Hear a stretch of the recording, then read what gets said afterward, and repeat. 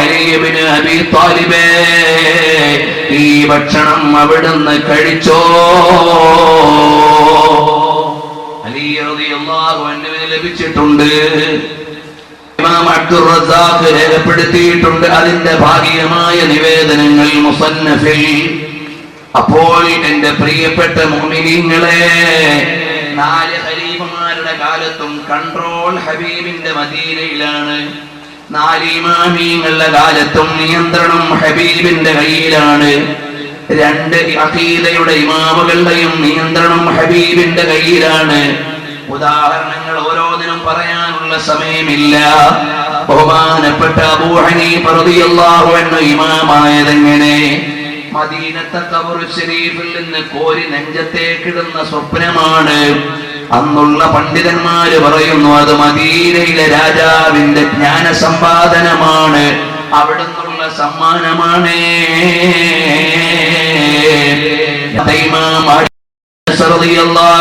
ആരാണ്? ഹബീബ് സല്ലല്ലാഹു അലൈഹി വസല്ലം തങ്ങളെ സ്വപ്നത്തിൽ കണ്ട സമ്മാനങ്ങൾ സ്വീകരിച്ച മഹാനാണ്. മൂന്നാമത്തെ ഇമാമ് നമ്മുടെ ഇമാമായ ശാഫിഈ ഇമാം റളിയല്ലാഹു അൻഹു ആരാണ്? 10-ാം വയസ്സിൽ തന്നെ ഹബീബ് സല്ലല്ലാഹു അലൈഹി വസല്ലം തങ്ങളെ സ്വപ്നത്തിൽ കാണുകയാണ്. അപ്പോൾ ചോദിക്കുന്നു മിൻ അയ്യ വഹത്തിൻ, ഓ ഏത് വിഭാഗത്തിൽപ്പെട്ട ആളാണ് മുഹമ്മദേ? അപ്പൊ ശാഫിഈ ഇമാം തങ്ങൾ പറയുന്നു തങ്ങളുടെ വിഭാഗത്തിലുള്ള ആളാണ്. ഉടനെ ഹബീബ് സല്ലല്ലാഹു അലൈഹി വസല്ലം തങ്ങളുടെ തുപ്പുനീര് ബഹുമാനപ്പെട്ട ശാഫിഈ ഇമാം തങ്ങളുടെ നാവിലേക്ക് വായിലേക്ക് സമ്മാനിച്ചതിനു ശേഷം ഒരൊറ്റ ഹദീസും വായിച്ചപ്പോൾ പിന്നെ പിഴച്ചിട്ടില്ല. ഒരൊറ്റ വരിയും കവിതയും ധരിക്കുമ്പോൾ പിന്നെ മാറിപ്പോയിട്ടില്ല. അത്രയും കൃത്യമായി ഹബീബിന്റെ മധുരം ലഭിച്ച മഹാനാണ് ഇമാമുന ശാഫിഈ റളിയല്ലാഹു അൻഹു. അഹ്മദ് ബിൻ ഹംബൽ തങ്ങൾ ആരാണ്? 4-ാമത്തെ മദ്ഹബിന്റെ ഇമാമാണ് ഇമാം ബൈഹഖി റളിയല്ലാഹു അൻഹുവിന്റെ മനാഖിബ് ശാഫിഈ.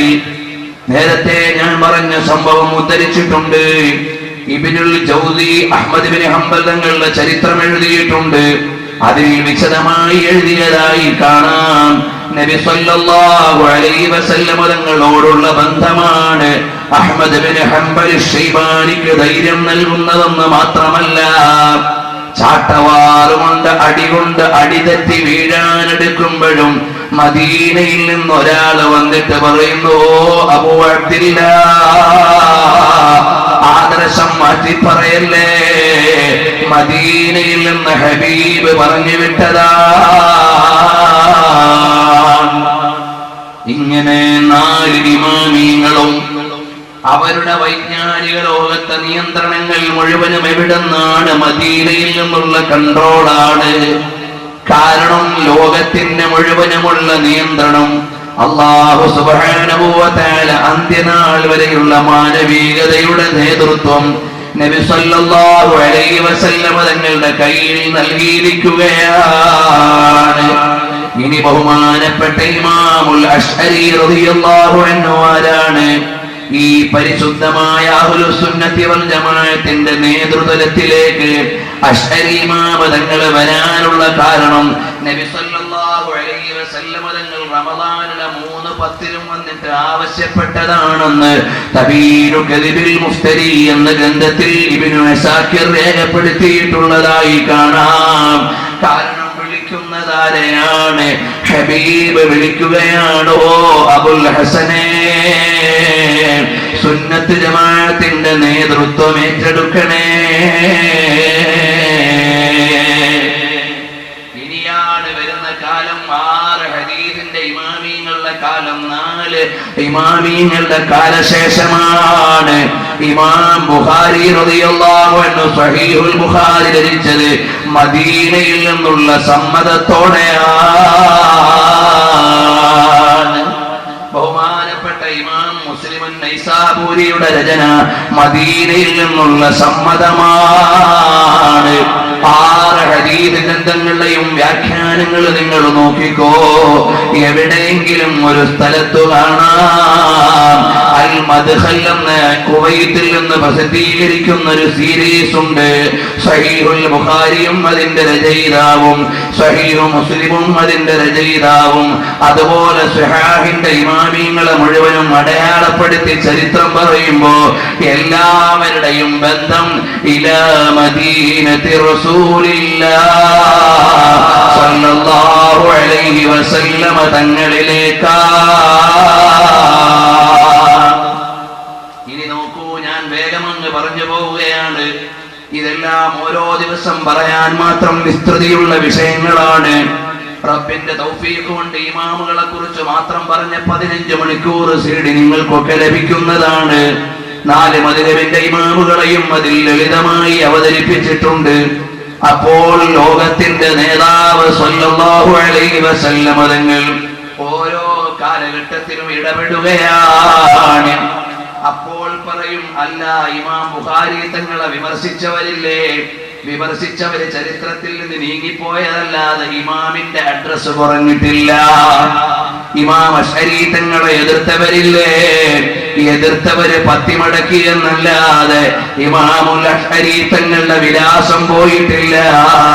ഇമാം ശാഫിഈ തങ്ങൾക്ക് എതിരാളികൾ ഉണ്ടായിരുന്നു, ഇമാം അബൂ ഹനീഫ തങ്ങൾക്ക് എതിരാളികൾ ഉണ്ടായിരുന്നു. അഹ്മദ് ബിൻ ഹംബൽ ശൈബാനി തങ്ങളെ തല്ലി പഴുപ്പിച്ചിട്ട് ഒരു നാര് പോലെയായി. ഇത് അനസിന്റെ മോനാണോ എന്ന് ചോദിക്കുന്ന വിധത്തിൽ അതാ മഹാനവറുകൾ മെലിഞ്ഞുപോയി എന്ന് അതാ ചരിത്രകാരന്മാര് രേഖപ്പെടുത്തിയില്ലേ. അങ്ങനെയാണ് ഇമാം മാലിക് തങ്ങൾ ജയിലറിൽ കിടന്ന് ചാട്ടവാറ് കൊണ്ട് അടിവാങ്ങിയെങ്കിലും ഇമാം മാലിക് തങ്ങളുടെ വിലാസം നഷ്ടപ്പെട്ടിട്ടില്ല.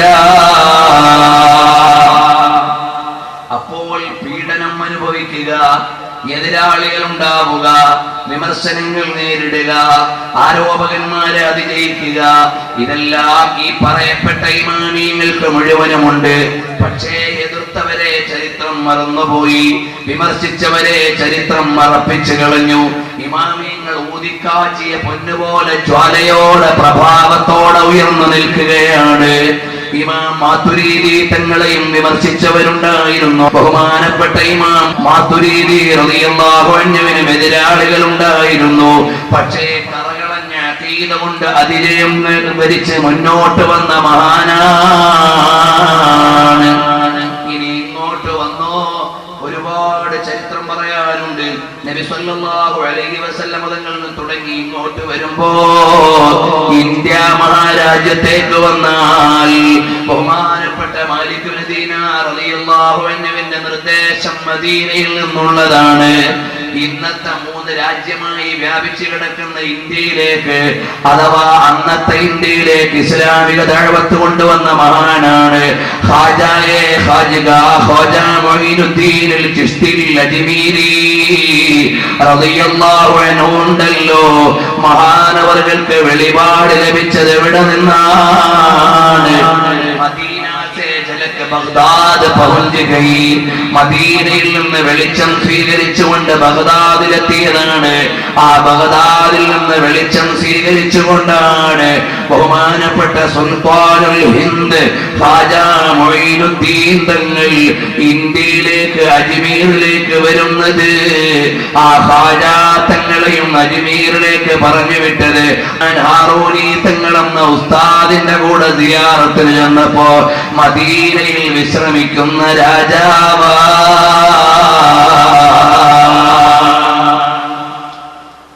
നബി സല്ലല്ലാഹു അലൈഹി വസല്ലം തങ്ങളുടെ വിശുദ്ധമായ മദീനയിൽ നിന്ന് വളരെ ആത്മീയമായ വെളിച്ചം സ്വീകരിച്ചുകൊണ്ടാണ് കഴിഞ്ഞകാല ഇമാമികൾ മുഴുവനും, കഴിഞ്ഞ കാലഘട്ടത്തിൽ വന്ന ഇസ്ലാമിക ദഅവത്തിന്റെ കേന്ദ്രങ്ങൾ മുഴുവനും പ്രവർത്തിച്ചത്. എന്നാൽ ഖാജാ മുഈനുദ്ദീൻ റളിയല്ലാഹു അൻഹു ഇന്ത്യയിലേക്ക് വന്ന് ഇന്ത്യയും ബംഗ്ലാദേശും പാകിസ്ഥാനും അടങ്ങുന്ന 3 രാജ്യങ്ങളെ ഇസ്ലാമിലേക്ക് കൊണ്ടുവരുമ്പോ അതിന്റെ അമരത്തു നിന്നതാരാണ്? അതാഉർ റസൂൽ നബി സല്ലല്ലാഹു അലൈഹി വസല്ലം തങ്ങളുടെ സമ്മാനമാണ്. ഖാജ മുഈനുദ്ദീൻ റളിയല്ലാഹു അൻഹു